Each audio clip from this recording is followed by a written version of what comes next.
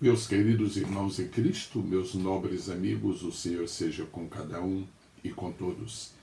Eu estou aqui para apresentar hoje o volume número 2 de Dificuldades Bíblicas e suas soluções.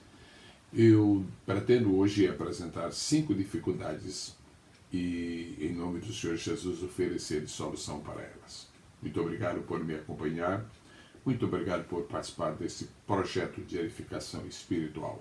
Vamos então, dificuldade número 5.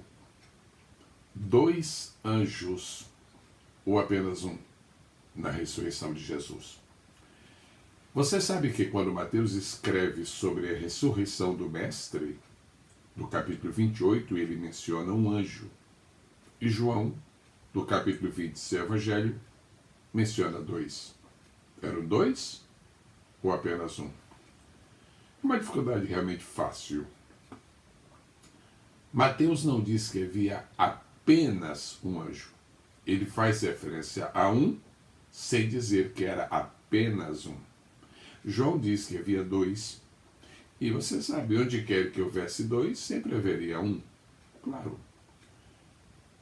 As pessoas críticas se esquecem de observar que a palavra apenas não existe no relato de Mateus para torná-lo assim contraditório. O enfoque de Mateus está em um anjo que falou e o de João está em 2 anjos que foram vistos. Deus abençoe a todos, em nome de Jesus. Vamos agora para a dificuldade número 6. Por que Adão não morreu no dia que pecou pela primeira vez? É uma pergunta interessante. Porque, veja só o que a Bíblia diz. A Bíblia diz em Gênesis 2:17 que Deus falou a Adão. A palavra é conhecida de todo o povo de Deus. No dia em que comeres da árvore do conhecimento do bem e do mal, certamente morrerás. A pergunta é, a dificuldade consiste nisso. Adão comeu e não morreu. Como superar isto? Fácil também esta. Convém salientar que existem 3 tipos de morte mencionados no texto sagrado. A morte física, a morte espiritual e a morte eterna. Quando Deus disse a Adão que ele morreria no dia que comesse, Deus está falando da morte eterna, da morte espiritual ou da morte física? Pois bem, no momento em que Adão pecou, ele morreu espiritualmente. E Deus o puniu com a expulsão do jardim. Além de morrerem espiritualmente, Adão e Eva também começaram a morrer fisicamente, a partir do exato momento em que pecou. De acordo com Romanos capítulo 5, versículo 12, Paulo diz que quando Adão pecou, o pecado entrou no mundo, entrou na personalidade humana, na natureza humana, no corpo humano, etc. Então, embora Adão tenha vivido até a idade de 930 anos, conforme nós lemos em Gênesis capítulo 5, versículo 5, naquele momento do pecado, o processo de envelhecimento e morte começou a fazer parte de sua vida.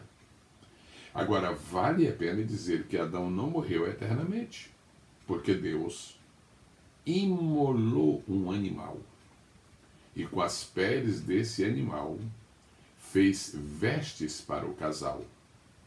E isso indica que eles não morreriam eternamente por causa do sangue derramado, que já era um sangue que apontava para o sangue remidor do Senhor Jesus. Logo, amados, Adão morreu, cumprindo então o pronunciamento de Deus em Gênesis capítulo 2, versículo 17. Vamos agora para a dificuldade número 7. A lei de Moisés era perfeita ou imperfeita? Quando você lê o Salmo 19, versículo 7, você vê que ali está escrito: a lei do Senhor é perfeita. Mas o escritor da Epístola aos Hebreus declara: a lei nada aperfeiçoa. Hebreus capítulo 7, versículo 19. E acrescenta o escritor: pelo que Deus trouxe uma melhor aliança. Verso 22. Isso não teria sido necessário se aquela primeira aliança fosse sem defeito. Hebreus 8 e 7. Então a lei é perfeita ou é imperfeita? Não é difícil resolver este problema. Primeiro, a lei era perfeita em sua natureza, mas era imperfeita em seus resultados. Era perfeita em sua natureza porque veio de Deus. Era imperfeita em seus resultados porque o homem não conseguiu cumpri-la. Número 2. A lei foi uma expressão perfeita da justiça de Deus, mas era um meio imperfeito de tornar o homem justo. Número 3. A lei, e isto é muito importante, a lei não foi dada para redimir os pecadores. Tito 3 e 5, Romanos 4 e 5 falam sobre o processo legítimo de redenção do pecado. A lei não foi dada para redimir os pecadores, ela foi dada para revelar o pecado dos infratores. Neste caso, como padrão e instrumento de revelação do pecado, a lei era uma norma impecável. Mas era apenas o nosso tutor para nos conduzir a Cristo, para que pela fé nós fôssemos justificados. Isso está em Colossenses, isso está na Epístola de Paulo aos Gálatas, no capítulo 3, no verso 24, que você deveria ler. Quero acrescentar, a lei era um espelho, e como um espelho, a lei, ela pretendia revelar as nossas imperfeições ao olharmos para ele, para o espelho, mas não era capaz de corrigir nossas imperfeições, como o espelho não corrige. Portanto, a lei é perfeita em si mesma, como regra e reveladora do pecado, mas é imperfeita como meio de nos capacitar a vencer o pecado. Vamos agora para a dificuldade de número 8. Jesus curou 2 cegos ou apenas um? Em Mateus capítulo 20, versos 29 a 34, Mateus declara que Cristo curou 2 cegos. Mas citando o mesmo episódio, Marcos capítulo 10, versos 46 a 52, relata e se refere apenas a um cego. Foi um ou foram 2? É fácil também isto. E se assemelha um pouco à pergunta que já é mencionada hoje. Embora Marcos registre uma pessoa sendo curada, isso não significa que não houve 2, como Mateus diz que houve. Veja bem que Marcos não declara que houve apenas um cego curado. Mateus diz que havia 2, e onde há 2, sempre há um. Devemos entender o que, então? Devemos entender que Marcos focalizou apenas um cego, porque se tratava de alguém muito conhecido na região, tanto que menciona seu nome e o nome de seu pai. Para Marcos, não foi tão importante o outro cego curado, no sentido de sua identificação. E agora vamos à pergunta final de hoje, que é a 9ª pergunta de nosso programa, de nosso projeto de dificuldades bíblicas e soluções.